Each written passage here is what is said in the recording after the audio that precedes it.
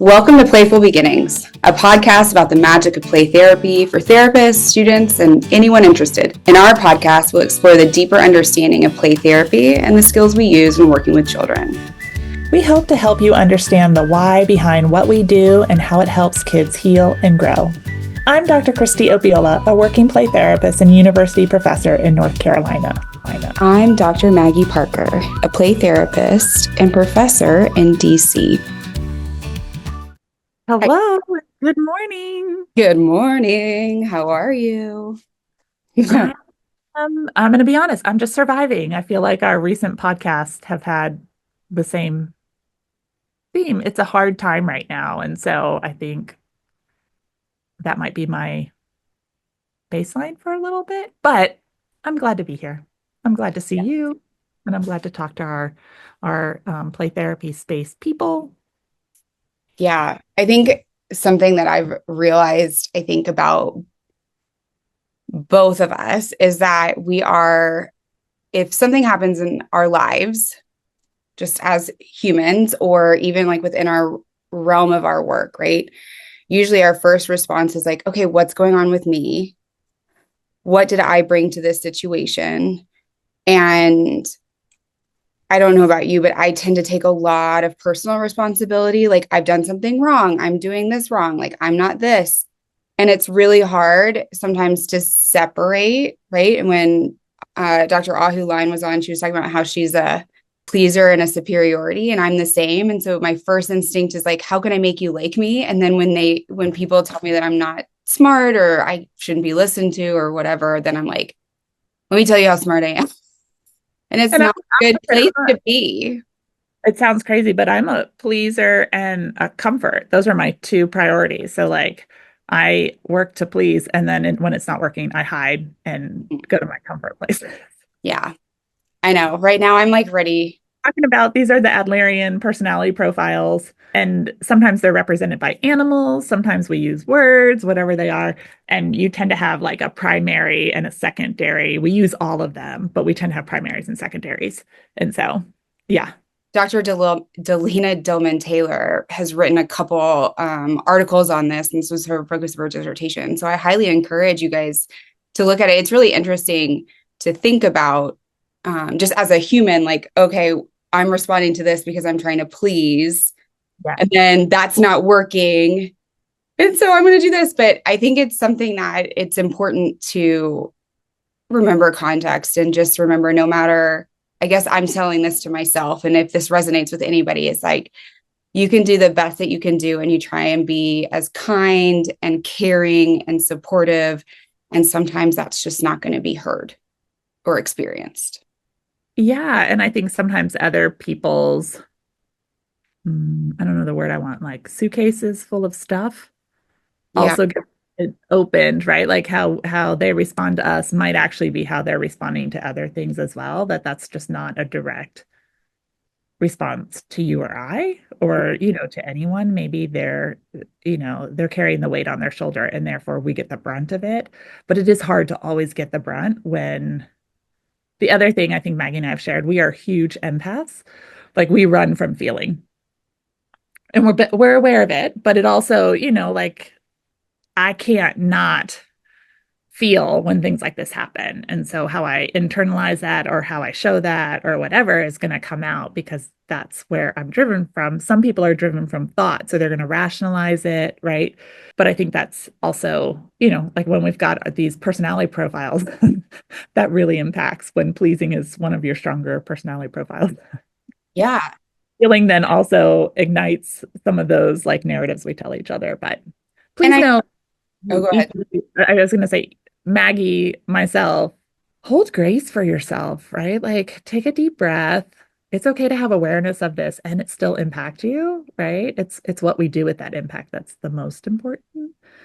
How are we internalizing that message? Is it reinforcing our, like, conditions placed on us, and therefore that really pushes us? Is it something that we're working hard to push back on? Like, just be honest with yourself, have grace for yourself, give yourself a little bit of forgiveness.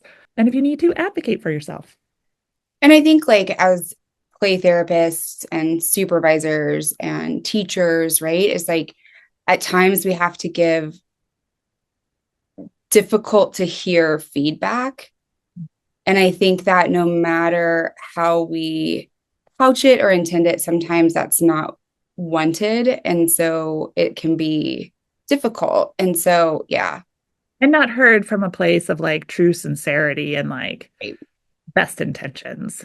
And I think this is like a helpful kind of segue into what we wanted to talk about, because this is something that I hear from a lot of play therapists, and that I have a pretty, a viewpoint. And when I share it, I think sometimes people don't, I don't know, their reactions to it. So I feel like this is like somewhat of a controversial topic, even though it doesn't feel super controversial because of our rootedness in theory. But we wanted to talk about having games or books and such in the playroom. Yeah. A lot of So, thoughts. so from a child-centered perspective, the reason games are often not in the playroom is because they have specific ways you're supposed to play with them. So they lack the opportunity for a child to lead the activity and be able to potentially change the activity, in particular when we look at certain age groups, right? Because developmentally, we know some age groups that need for right and wrong to be rule binding is really strong. So if you're using games as your main modality in the playroom, it's often because you're driving the content. And so that's where games don't fit, right? Mm-hmm. In the playroom is that it just lacks the freedom and the opportunity for kids to be creative. Yeah, because it's a set way to do things. And there are a lot of people who really like games. And I've had games in the playroom. I've worked in spaces where they had a lot of games, and I try to like, like sequester them off so they're not visible.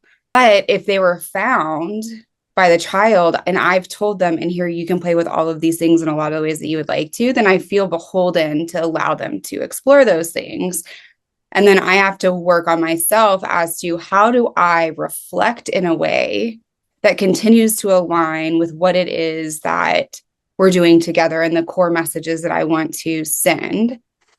And how do I keep myself as a competitive person That's out what I of was thinking of, space, like, or a rule binding person, right? right? Like just know who you are. If you choose to put games in the playroom, you have to understand how you're gonna respond in moments. And I too have a space that is not mine alone. So it's a shared space and my office partner does utilize games.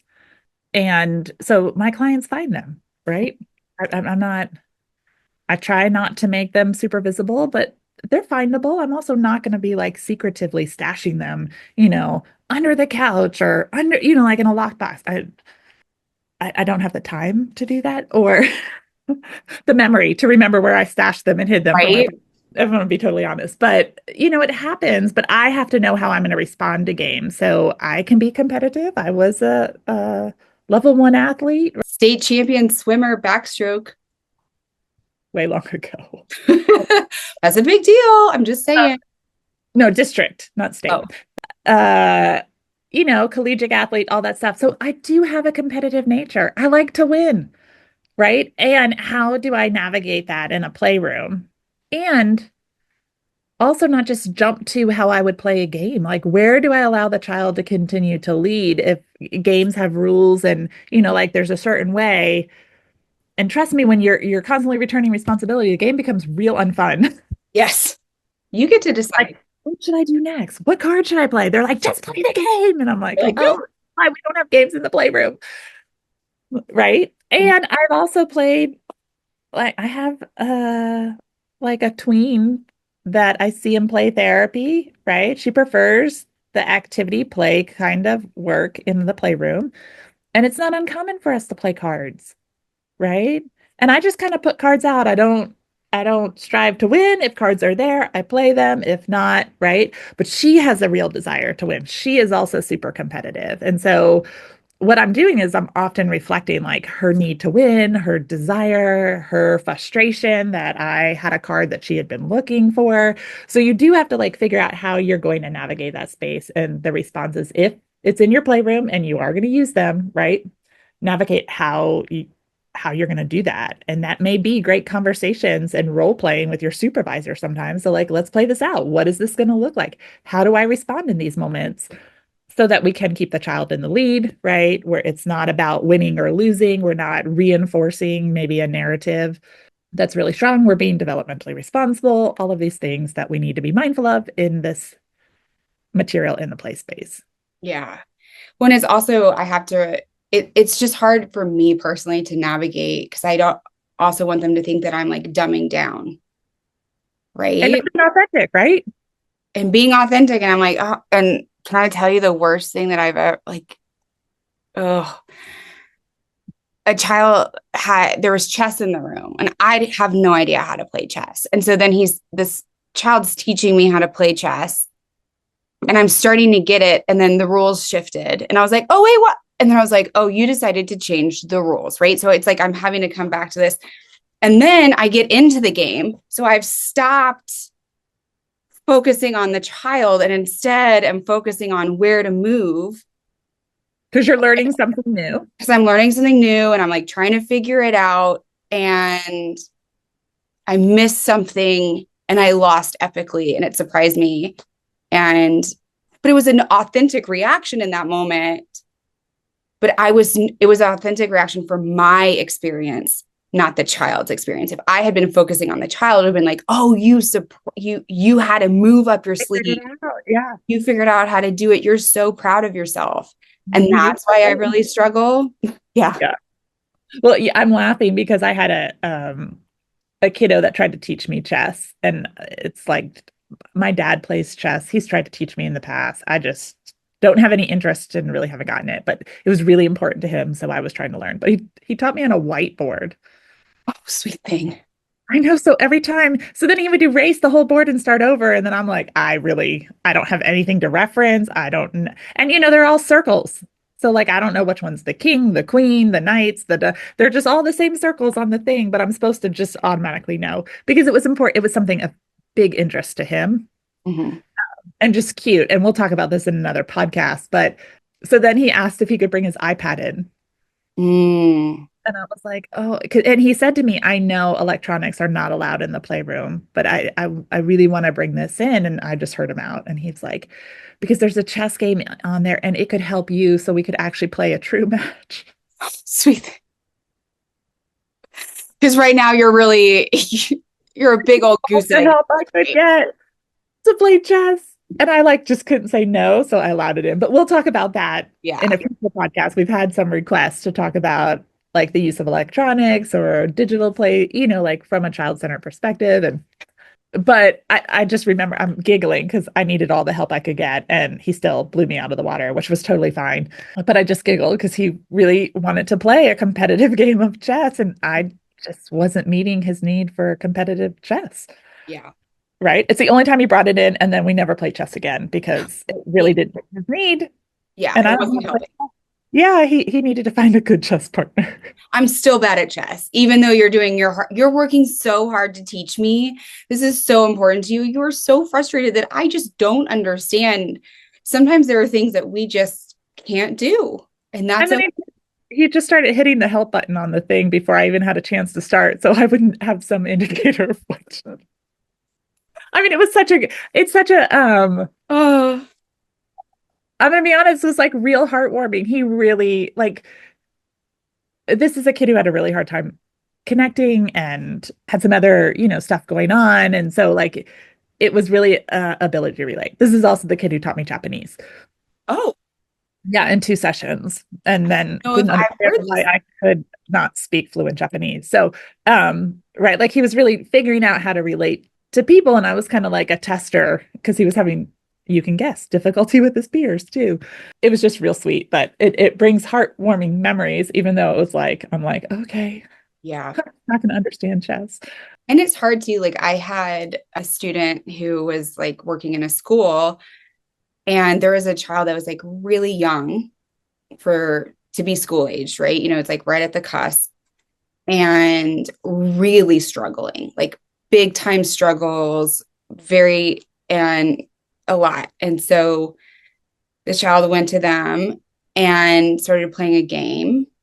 And my student was like, and they cheated. And I was like, yeah. And they're like, so I told them they cheated. And I was like, okay, help me understand, like, what is the goal of that? Like, what is your purpose? And I think this is where it kind of takes us out of this idea, like we're entering into the child space because the game is real to us. And the game is like real because it says like what to do in the game, but they're going to adapt the game based upon their developmental level. And that gives you great information. And their need, right? Like this kid Right? had a need to feel competent and to win. And, maybe that helped their self-efficacy and other stuff. Mm-hmm. It causes trouble when they have that strong need in other places. So I feel like it sometimes does put us in a double bind, Mm-hmm. right? Because we want to allow like ultimate freedom and we understand where this causes conflict outside. And so, Yeah. like, which one do you work on, right? Because parents are going to want you to work on the outside problems that they're no fun to play games with, right? And in therapy, like we're boosting self-efficacy, self-esteem, right? Like and really hearing like the underlying need of the child with the hope that as they have more recognition that they have a strong need to win and other stuff, right? That then they can kind of figure out how to navigate that outside when they just don't win at everything. Right. And so it can be really hard. It can be really hard. It makes me laugh. Last episode, you were talking about how like Bailey, your dog, is child centered, right? And so it's hard sometimes to separate ourselves. So when I'm with the kids, with my children and my husband, and we play games, and my kids change the rules and all this stuff, I'm like, oh, you really want to win. It's important to you. You figured out a way to do this. You didn't like the way this was going. And Lee's like, I play to win. Well, and a life lesson, right? Like, Right? what is our goal here? And he was like, you can't let them change the rules because they can't go to school and just change the rules. And I'm like, I don't care about the rules. Like, this isn't important to me. And like, now that they're getting a little older, it's like happening. And so we have like, we got a new foosball game. And I'm not like, I've never been good at this game. I don't quite understand it. It goes too fast for my like brain to catch up with. But my son was like, I'm going to beat you. And I was like, watch out. What you don't know is mommy's competitive. And I won. And he was like, another one. And I was like, okay. And then it was like, I won like 2 out of 3. And I was like, yes. And I'm like, who am I? Like, oh, But that's okay, right? I Like, beat my 9-year-old. but in the same hand, right? Right. You can't be a child-centered play All therapist the time. 24/7 with your kids, right? Like, that does also not help them, right? There's a reason therapy is only 60 minutes once a week, Yeah. maybe twice a week, right? Like, if your kids need that level of intense support, right, that looks different. You have healthy kids. Yes. Well, I mean, but yeah, no, they're wonderful. Yeah, they're wonderful and they're doing well and it's okay to be competitive with them, right? And they saw a different side of you. Yeah. Well, and it's like, yeah, it's just really funny how, and it's also based on development too, right? Like when they were younger, I was like, okay, they're like right and wrong. And now we're really in like industry and inferiority, and they're really struggling. Like if they're not really great at something right away, what does that mean about them? And so if I had just been like, whatever, like then there would be frustration that I wasn't being authentic or real.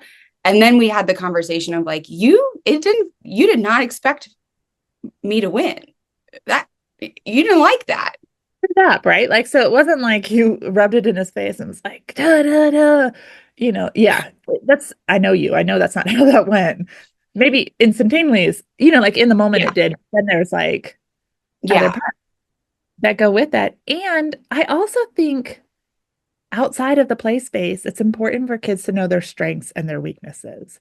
We aren't all good at everything. And, we want kids to feel accomplished and I think just out from like a heart space, right? From like for all aspects of their life. But the reality is there's things I'm better at and there's things that I'm not as strong at. And it helps me to be a more balanced person by understanding both sides of that. Yeah. And I think like the real thing, like when I think about games in the playroom and the play spaces like this, is like, what need is this meeting and how am I showing up?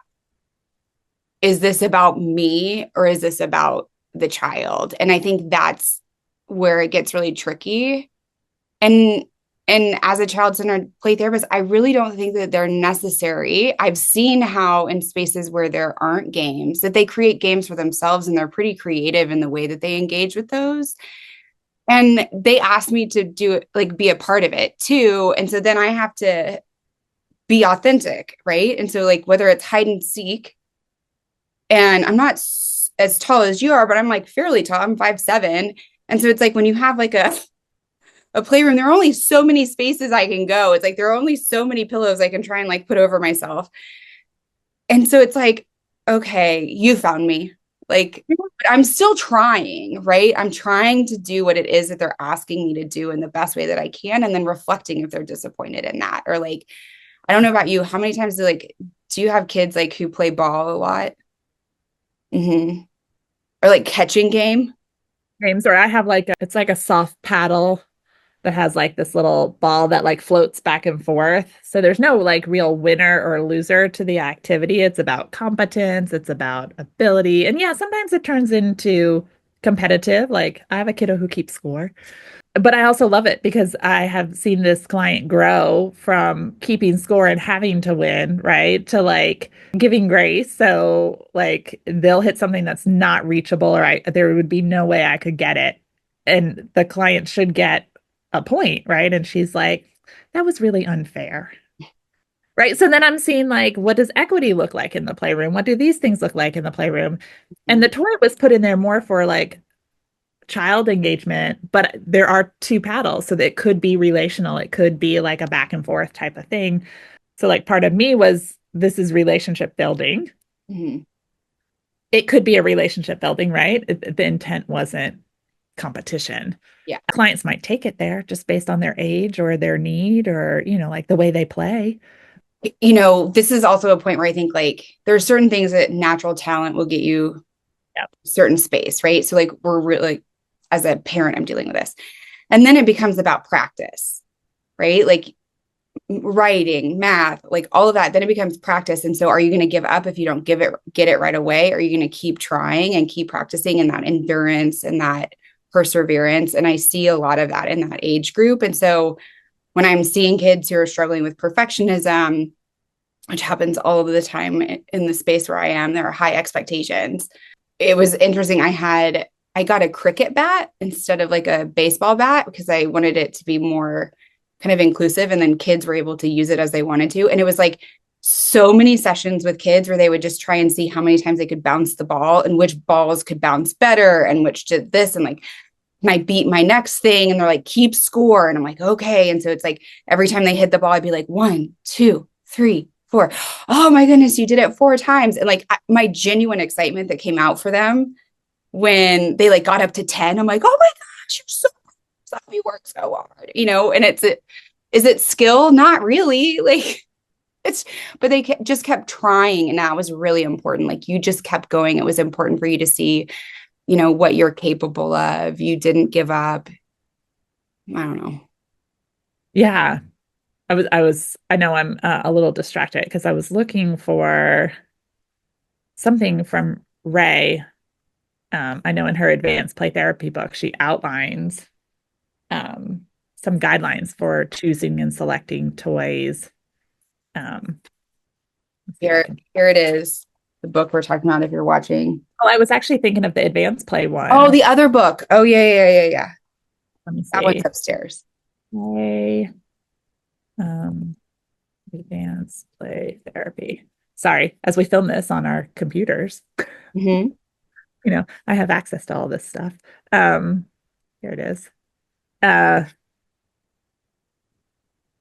to look on it online because I do think it's helpful to be thoughtful of this as you're putting games in the playroom, right? Like we do want to make sure they're culturally responsive. We want to make sure like the accessibility, not just for kids to get to them, is it developmentally responsible for them? Like are they capable of understanding access to the toys? Also, if you have topics that you want us to cover, don't hesitate to send them to info@playtherapyspace.com. Yeah. Uh, Maggie and I can talk about anything. So, have at it. And if we can't, we'll bring someone on who we think can. And if there's anybody that you really are like, I want to hear, let us know and we'll do our best. We have a pretty vast network. And we're not afraid to ask. No, that is definitely true. I Yeah. cold call people all the time. Like, I'm really Maggie's bad not at afraid this. to ask anyone. Mhm. The turtle in me is more like, do I know them? What will they say to me?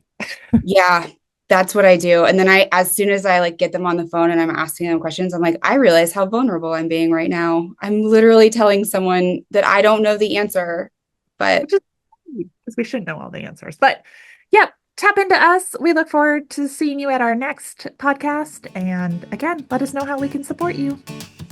thanks, Kristie. Bye, Maggie. Bye.